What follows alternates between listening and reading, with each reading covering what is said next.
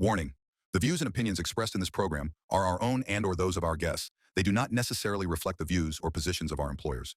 Viewers' discretion is advised. So far, since I've started working with Ray, I've done cash flow since January on 42 deals. Wow. But that's something we've been talking about since day one. All the secrets get revealed here on the BDO Show. All the secrets. What's your secret in getting a borrower to respond and getting checklists checked off and that file moved to the next stage? Isn't that like a knife, like right to the heart? Like, I just want Ray to pull me off the show after this episode. That's my no. goal. So that was strategic as well. And that's important if you're listening to the show or those that are listening. We ready. Who ready? We ready. Who ready? Who? We ready. Who? Who ready? Who? We ready. Who ready? We ready. I can never remember the opening. It's This is usually when I get a little snack. I take a snack break. I didn't know that you did this every time. I thought it was pre-recorded, so No. this is impressive. And Yeah. I have to do it with the most annoying people on the universe who make fun of me the whole time, so it sucks. Yeah, you only got one today, so this should be easy. Let it be known, these guys are tough to work with. Okay. Hey everyone, welcome back to the BDO Show, a podcast for passionate BDOs wanting to level up their game with advice and stories from battle-tested BDOs. I'm your co-host, Emily. I'm here with my fellow co-host, Chris Hackney, and our special guest today, Cora Robinson. Yay, Cora! The real Ray Drew. The real Ray Drew. We got the brains behind the operation. We got Cora on. That's all we need.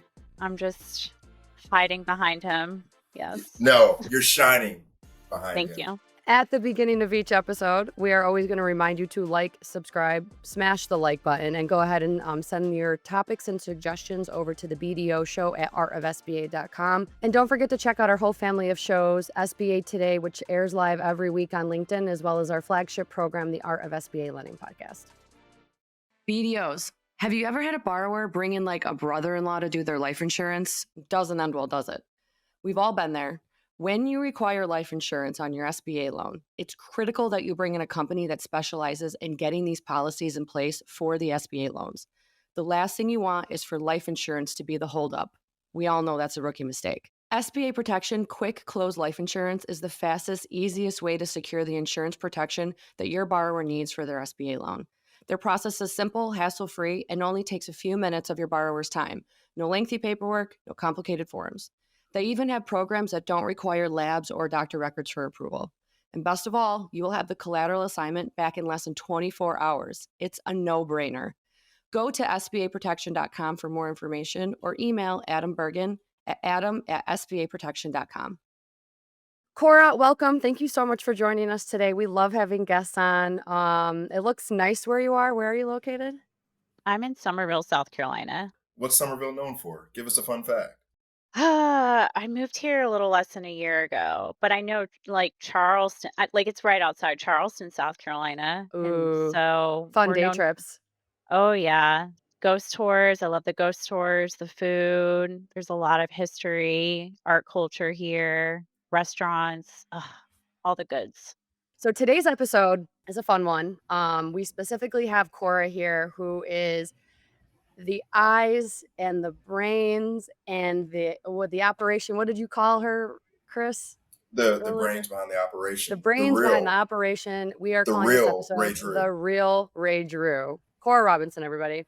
And then we're also going to talk about some career progression and how basically just how she broke into the role. So Cora, why don't you go ahead and introduce yourself? Yeah. So my name's Cora Robinson, and I started in SBA in 2014 as an office manager. Worked my way up, eventually became an SBA lender, worked at a prior bank for 4 years as a lender, and then Ray Drew reached out to me, asked if I wanted to come home because him and I used to work together at ReadyCap, and I said yes. So I took this position at Truliant. I am an SBA loan specialist, and I work with Ray on every single loan that he does. So You were a it's lender been fun. before, Cora, so you've already done lending? I did lending at Synovus for a little over 4 years. 4 years? But Okay.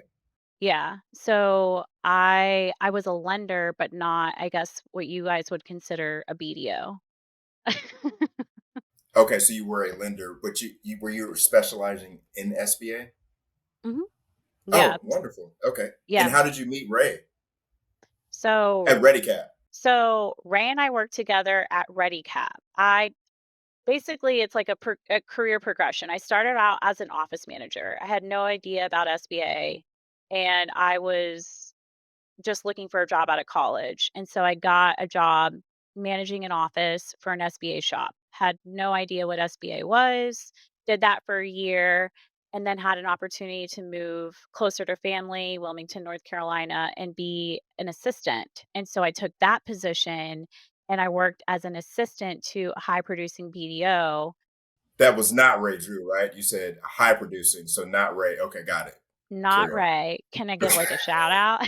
No, you can, but I just wanted to clarify you worked for a Yes. high producing BDO, which was not Ray Drew. Okay, got It it. was not Carry on. Ray Drew. Okay. So, his name is Charles Evans, and he was my first BDO that I ever worked for, and he had to teach me how to read a personal financial statement, look at a credit report. I mean, just the basics of basics. And I learned everything from him, and then eventually I got laid off. That's actually what happened. I was laid off.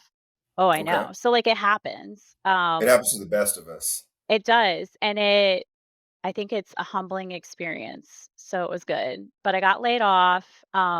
We got acquired by another bank. Production went down. We didn't need assistance. So I got laid off and I was like, should I stay in SBA or like now's the time? Should I go into something else? And then got a call from a loan closer who was like, hey, we need assistance for our shop. And then got a job working at ReadyCap. And I was working underneath Ray Drew at the time, and I was working for 3 or 4 other lenders as well. So you were a BDA for four lenders at one time? Mhm. Yeah. Oh, that's awesome. How did you manage your day? It's, people think being a BDO, you have to be very structured, which I guess you do, but being a BDA for multiple lenders, walk us through are you a very organized person? How do you organize your day? And how do you work with four different people at one time? Well, Ray was really good at bribing me, so that always helped prioritize. I'm just kidding. What time? No, give us the secrets. Give us So basically it would ebb and flow. Like sometimes I could help my BDOs literally just get pre-screen checklists out. Like from the very beginning, they'd be like, "Hey, I have a lead. Can you send a pre-screen checklist?" And I would send it out. I would get the pre-screen checklist items in, and then I would let them know that it's ready. And then if I got too busy, I would say, "Hey guys, I can't do the pre-screen checklist right now. Just doing credit checklist." And so then I would kind of backpedal if it was too busy and I was at capacity. But the key to that role is you have to be at your desk from like 9 or 8 to 5. I would take a lunch break and go work out, and they all knew that was like my workout time. And you're just super, super responsive. You have to be. And but I was just really organized, checklist after checklist. The BDOs are messy. Like BDOs are Generally, they notorious. are. Generally, yeah, Yes. the file structures are not the strength of a BDO. There's this guy, Alan Peterson, that I know. I think he's on the show. And yeah, great salesperson, front end, but organization it's a struggle for most.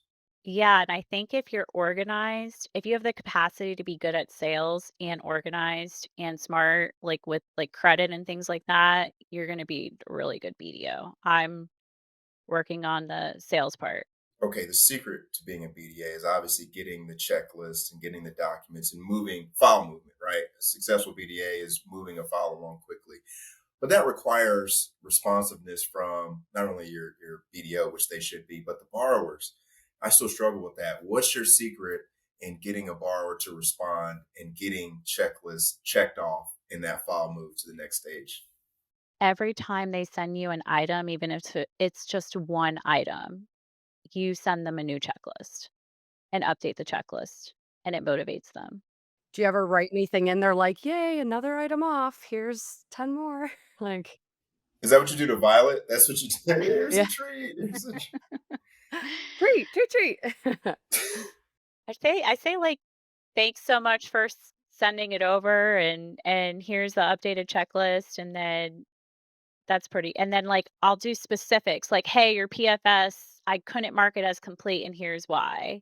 And then I also, what I would do, and this was like my secret sauce, was I would offer to get on a call with the borrowers and help them with their paperwork. I wouldn't fill it out for them, but like filling out a 1919, it's not common knowledge. So you sit there and you break it down for them. And I would say, hey, I'll offer like an hour to 90-minute call with you guys and we can go over each form.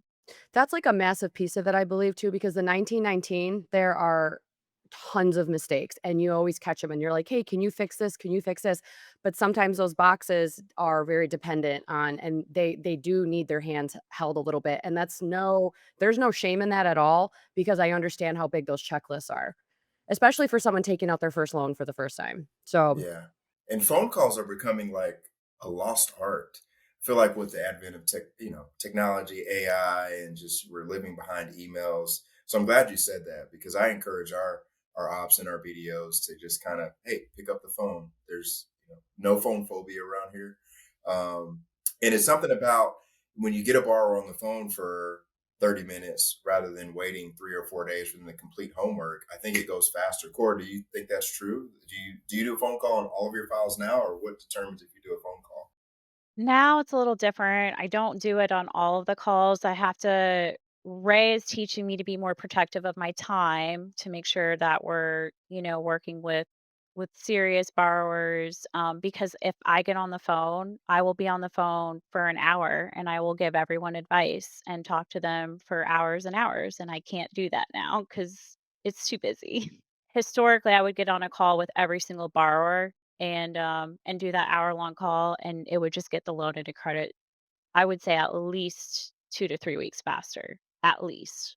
wow. Nice. So we heard it here first. Use the phone. But that's something we've been talking about since day one. All the secrets get revealed here on the BDO show. Yeah, All the use the phone. secrets. Got it. So Yep. Cora, what do you do now? And what does Ray Drew do now? So right now, basically what happens, Ray forwards me his emails, his voicemails, um, any deal that he got from a referral source, and I pick it up from there. So I will follow up with a call. If it's a new broker, if it's a new lead, I will send them a checklist and start compiling the documents. If it's just a lot of times he has fan mail, which is really funny. Like not funny, but like people want to say like, "Hey, I really enjoy your show. I just kind of want to talk to you and pick your brain." So I'll reach out to them and say, "Hey, like, what can I help you with?" So I work a deal from start to finish, from sending the checklist to doing the workbook to doing the write up to having a borrower call So to wait, so making so the wait, so term Cora. sheet. So wait, Cora. Okay, You said okay, the real Ray okay, Drew. okay. I want the world to know we have found the real Ray Drew. And again, I'm saying this with all love, as Ray's my friend, and I can say this because he's got all these businesses and podcasts. And I always think, how is he able to do this? So Ray gets a call, hey, I'd like an SBA loan, or someone calls and leaves a voicemail that gets forwarded to you. You say, hey, I'm the real Ray Drew. I need this from you. You spread it. If the deal works, you issue the term sheet. Then it goes into underwriting. I mean, more or less, our term sheets are credit approved. But yeah, I do the spread, I do the borrower call, I do the write up. But to be fair, Ray hired me in January. So Ray has been the real Ray Drew with the support of his loan coordinator, Alexa. Yeah. Oh, so there was another. So now he's got two of you. Got it. Okay. So So he had, oh, poor guy. He only had one person. Now he's got two. now Okay. he's got two. Nice. He's also managing an entire department at Truliant, so don't forget that. No, we love Ray. We gotta keep his deals moving, and we gotta keep all of our employees happy, and that's our boss. He does like 40 to 60 million a year. I don't know how you'd be able to do that and manage a team. Right. Yeah, you need the support. But what I'm saying, where I was really headed, with it. I think sometimes people hear the role BDA and they think it's very much just kind of checklists, and they don't. You're not that far from, if you want to, you've done lending before, right? So really the purpose of this episode is, if you're a BDA right now, this should encourage you. You're doing all of the work of a lender. The next step is just getting the contacts, right? Well, what's the difference between a BDA and a loan processor? I'm technically a loan specialist, right? So there's BDAs, there's loan coordinators, there's loan specialists, there's assistants. I think loan specialist, I would say, like, as far as workload is concerned, you're leaning closer to what a BDO does. The biggest difference between me and Ray is he is originating these loans. He's posting on LinkedIn. He's I don't know if he's cold calling anymore, but he's the one doing the cold calling, sending out email blasts, um, going to events. I'm not doing any of that. And part of the reason why I don't want to do that, at least now in my life at this point, is I have a 1 year old. Congrats. I didn't have the capacity to go out and sell.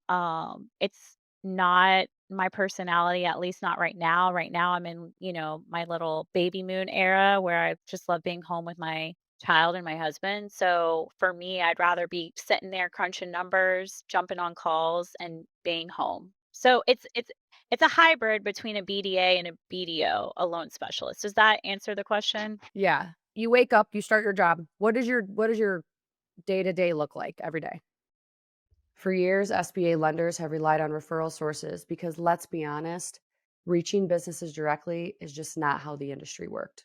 It was too hard to find the right contact info, and when you did, actually getting them to engage felt impossible. When Ray first heard about this, he was skeptical because he gets pitched every single day. But 15 minutes into this demo, he realized something. This could actually work. Resquared lets you reach local business owners at scale in a way that actually works. Ray's been using it for a few months now, and not only is it effective, but it's kind of fun. In just a few minutes a week, he's sending targeted messages to small business owners and getting real conversations started. Like the childcare owner he connected with that was looking to buy their second location with an SBA loan. If you ever considered connecting with small business owners and didn't have the right tool to do it, this is it. Resquared is offering a discount just for BDO Show listeners. So go ahead and schedule your demo today, and we'll leave a link in the show notes for you below. So every day I check my email and I look at my pipeline. Like, I even wrote this down. I generally have about 30 to 40 leads in my pipeline. And I usually have anywhere from 20 to potentially 30 deals I'm looking at and actually running cash flow on. I know. Talk to Ray. Ray gets these deals coming in. I'm just spreading them. And We need then we need two of you. it's brutal. And then so far since I've started working with Ray, I've done cash flow since January on 42 deals that Wow. we either had to kill or they ended up going somewhere else. So that's since like Doesn't that this, like isn't that like a knife like right to the heart? Like, ugh. yeah. So to put that in context, like my second or third year of lending, I looked at a total of I think 60 deals the whole year. And I'm already at 60 deals in the first quarter. So Oh. it's a bit Wow. of And they're a all it's a bit of a raised. change. Yeah, always. When you're passing on a deal, do you kind of let Ray know, here's my thoughts, and does he ever, like, do you take a second look, or at this point you guys have worked together, you got a good rhythm? If you say, hey Ray, cash flow's not there, how does that work when you're passing on a deal between you two? It depends. Like some deals I feel really good about passing on. I don't ask him, I pass on it and then I let him know why. And then other deals that are a little bit, hey, I feel like I could be missing something. I'll like just Teams message him and say, "Hey, can you take a second look?" Like it's sometimes there's weird I had a super weird one the other day where there was depreciation in like 5 different spots I've never seen, and then it was like adding it back, but then it took it out and then added it back and took it out, and then there was like a subsidiary in a different country, and I'm like, "Is this eligible?" Like, I was like, "I just need you need to hop on this one and take a look." So we'll go back and forth. We're still kind of figuring out the style there. But yeah, I mean, for the most part, my day to day, I log on, I look at the deal, and I always look at the newer deals first to give immediate feedback because that's what people want. If they don't get that immediate feedback, they're going to move on to the next lender. So I kind of prioritize my day according to where I left the day prior and what's in my inbox, what, package is most complete that I can actually give solid feedback on. But either way, every single customer by the end of the day or the beginning of the day knows where they stand with me. Like, hey, thanks so much for sending this over, but I still need this, this, and this before I can give you feedback.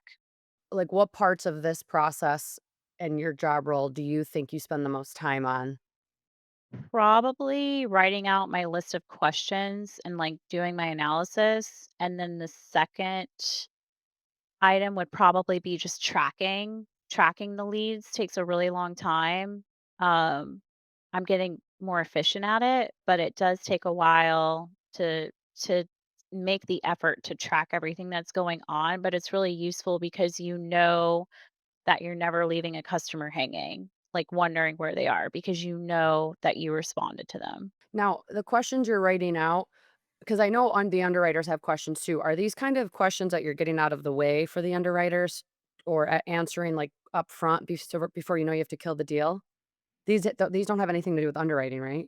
I mean, I would consider it a borrower call. I I was at my last position, we were the end all be all to eligibility. So we were signing off on these credit memos for eligibility, and we knew eligibility and credit just as well as the underwriters. Never not claiming to be an underwriter, they're very talented. So for me, like the last place I worked, if you pre-screened a deal and you didn't have the answer to the question during a pre-screen, they would kill the deal right then and there. I mean, they'll still do that now, but you need to know the answers. So a lot of times I'm getting like, I don't know, like obviously you need to understand licensing involved if there's a business acquisition and there's a license involved. But I'm getting questions to like, okay, like who are your suppliers? Like what's your cash cycle like? How much are you planning to pay yourself? Are you having to replace anybody? Like just general questions to finish cash flow and do a decent write up. So I think it's helping the underwriters. Oh, for sure. I hope.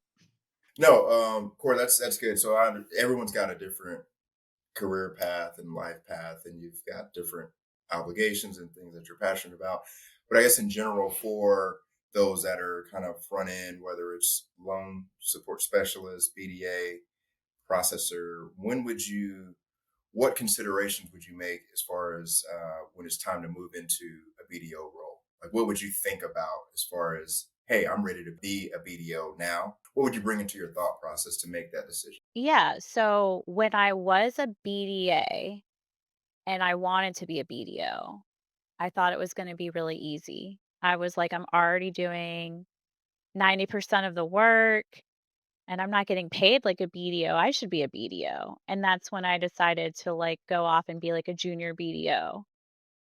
And then reality hit. And it was a very humbling experience because deals don't just fall in your lap. And I realized you actually have to hunt and look for deals. And that's when I realized I don't have it in me to be a BDO. I was cold calling, I was door knocking, like locally. I was going from door to door of commercial real estate brokerages and business brokers, For you. Good for you. bringing cookies. Like I brought cookies and a flyer Oh, and that's a so sweet. card, like Did you everything. make the cookies like I home did. baked? I'm a You really look good you baker. look like you. I knew it. I knew it. Yeah. Yeah. I made Like chocolate cookies, chip. Like chocolate chip. I mean, oh like I can do man, I really like enjoy a like a pumpkin chocolate chip, in the what? fall. Meow, meow, Ooh, meow, Ooh. meow, meow. so Pumpkin good. chocolate. That I don't sounds remember. so good. I think I made chocolate chip and like sugar cookies or something, and I put them in little Christmas bags and brought them, and it was so hard and embarrassing Oh, because no. it was like constant, just like shutting the door. I felt like a solicitor, and I was like, I don't know if this is. I don't know if I have it in me to do this. And so when I got a job offer to basically work at a bank where all your leads come from internal referrals, I was like, this is perfect. This is up my alley. So that right now in my life is my comfort zone. I really enjoy being spoon-fed deals. If you want to transition from being like a loan coordinator, specialist, or BDA, and you feel like you're doing a lot of the work, which is what I felt like, and then you have to actually go out and get people to send you deals, it's so much harder. Like, it takes that is the time commitment. That's probably the time commitment. It's just getting business. What was the hardest part? Was it obviously if you were going out and being proactive, you weren't afraid to do it. It just was taking longer though, because sometimes I feel people just have the fear of doing what you did. Like to me, that's the hardest part. Like, I don't want to pick up the phone. People might not answer. I don't want to visit. So you did that. What exactly was it? Just the time it took, or it was not as easy even when you made those connections? I think it's that I'm not a very patient person, and I recognize that in myself. So, I mean, obviously, like, I wouldn't wait for borrowers to send me paperwork. I would hop on a call with Just them. do it for him. I think it got really discouraging for me, um, to do that and then constantly face rejection. And so when I had an opportunity to do what I wanted to do, but not have to hunt for the deal, I jumped at it. And that's kind of what I'm doing. The real Ray Drew, that's what I'm doing right now. Like he's the star of the show. I love being in the shadows. Uh, I'm just, Not everybody I wants just, to I be just, in the front. I just want Ray to pull me off the show after this episode. That's my No. goal. It would never be the same without you. Cora, Oh what do you think the most challenging part of your job role or your day is as a loan specialist? Right now it's a confidence thing because I know what I like when I see a deal because I've been a lender. I know how much money I want to see down, what cash flow I like to see, who holds licensing, how the structure is, who's involved. Um, and so to have to adjust to raise likes and needs has been difficult because we're naturally going to look at things differently. We're going to have our own opinions on deals. So trying to see things from his perspective and also kind of still valuing my own thoughts and like what I was taught has been difficult because it makes me second guess a lot. Like, okay, how many deals have I looked on in the past 4 years that I turned down that could have gotten done somewhere else and I just didn't give it the time of day? Does that make sense? Yes. it does. That's Okay. part of it too. I mean, you've got enough volume, it seems, anyways, based on the start of the quarter. So I wouldn't second guess yourself. That's even for a BDO. A lot of them, even though they won't admit it, have some. Hey, was that the right call? Some confidence issues sometimes. Do you want to ask Chris anything? Or is there anything you're curious about as his job? Yes, I'm Emily and curious. I are dating secretly for the past 2 years. We've I thought seen there each was so other much off and on. chemistry on this Yeah, call, but yeah, yeah. But go ahead, ask your next question. Whoa, whoa, whoa. I'm always curious, like when I look at other people's resume and background and their trajectory and how it went where it went so quickly. So when looking at yours, Chris, it's like really impressive. Like you go from like, I think you were like a personal banker at one point, and then fast forward 15 years, you're like the CEO of a department. Like, how does that work? Uh, Blessings from the Lord above. But in all seriousness, well, that was serious too. But a lot of just the door was always cracked in certain phases of my life, and I walked through it and did the right things. If you like more of a concrete answer is when I was a personal banker, my the division president at my prior bank in SBA, his wife taught across the hall from my mom. So there's nepotism, right? Just like I'm a nepo baby. So that's how I got my break into SBA. They said, "Hey, do you want to work upstairs in SBA and be an underwriter?" I'm like, what is SBA? I had no clue. I just happened to be working in the right office, and he saw me, and I got the gig. And then coming down here to join the bank where I'm at now, like they had to call me a couple of times and kind of coerce me to come down here. Did that underwriting sales. I think in each stage, my goal was always to be the best in each role. whether that was underwriting the most loans, right, being the quickest to turn over files. When I got to lender, want to be in the top one or two as far as being a lender. Sales manager, is my team performing better than another sales manager's team, right? How many BDOs do I have? Is my team growing? So I was always focused on being the best in each stage. Whenever you do that, the next opportunity will open up for you. I think at my bank too, I was fortunate, although we are like a top 10 or 15 ranked SBA lender, we're still a small community bank. That's important too when you're talking about any career, whether it's BDA, loan support specialist, BDO. The bank is important. I think if I was at a much larger commercial bank, I'm not where I'm at because just the hierarchy and the people in front of me, there's so many. At our bank, there weren't many people in front of me. Our former SBA division president, he's now CEO of the bank, right? So I kind of knew at some point people are going to matriculate, and at some point there's only so many people up for those roles. So that was strategic as well. And that's important if you're listening to the show or those that are listening. Think about your bank and look at, okay, who are the BDOs right now? Is this team going to grow or are they downsizing BDOs? If I'm a BDA and they just laid off 3 BDOs, and that might impact my job, obviously, but also that means there might not be an opportunity for you to be a BDO there. So you need to start thinking about where you work as far as career progression. But I don't know if I answered it, but to answer your direct question, it was just all opportunity and being at the right banks at the right times to get those opportunities. Do you feel like you ever suffer from imposter syndrome? Yeah, absolutely.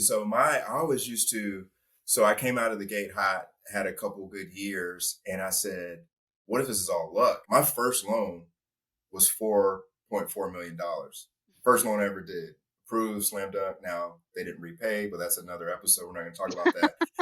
So everyone thought like I was golden child. Like, okay. And then the next, You I are. came out of the gate like top. Oh, thank you. So sweet. And did it again the next year. And then like year 2 or 3, at least for me, that's when the imposter syndrome set in. Like, okay, I don't know if I can do more than I did last year. It took a lot of work, and I did more the following year. So yeah, I do get imposter syndrome. I think now my imposter syndrome is now that I lead the division, I don't lend as much. And so let's say if I had to, God forbid, go get a job elsewhere as a BDO, could I pick back up to, get to the Ray Drew levels or the whatever BDO levels? Because I do 15 to 20 deals a year. They're usually large. I'm very selective. So I'm not in it like I used to be. So the Yeah. imposter syndrome comes from, like, I'm on the BDO show. They joke with me all the time, like, why am I here? But I still understand it. I'm Why still are in you it. I here? do it enough. Yeah, why am Mhm. I here?